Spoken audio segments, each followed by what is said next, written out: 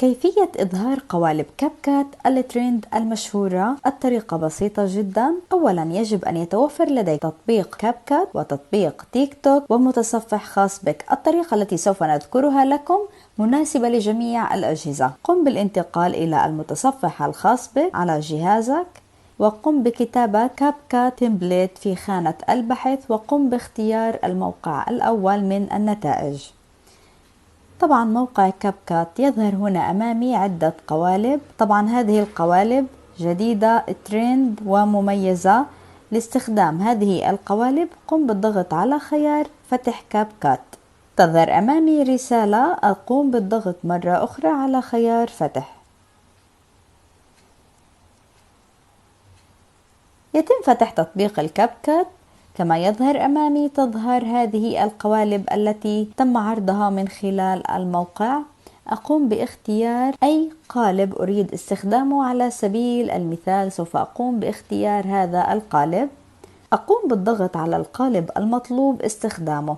طبعا يظهر أمامي القالب كمعاينة. قوم بالضغط على خيار استخدام القالب. يفتح أمامي ألبوم الكاميرا الموجود في جهازي.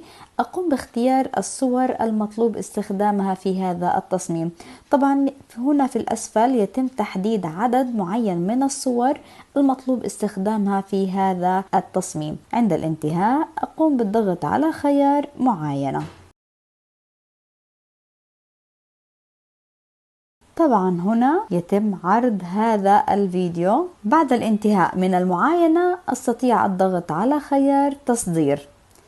يظهر أمامي عدة خيارات، إما الحفظ إلى الجهاز بعلامة كاب كات المائية أو مشاركة هذا الفيديو عبر تطبيق التيك توك. أنا هنا سوف أقوم بالضغط على خيار الحفظ إلى الجهاز.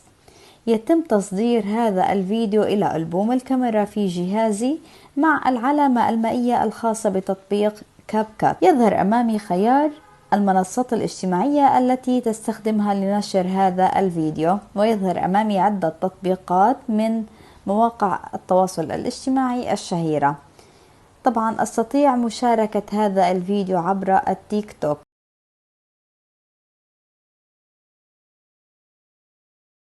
أستطيع إضافة صوت مميز على هذا الفيديو من خلال تطبيق التيك توك وأن أقوم بنشره. لا تنسى الاشتراك في القناة وتفعيل الجرس ليصلكم كل جديد.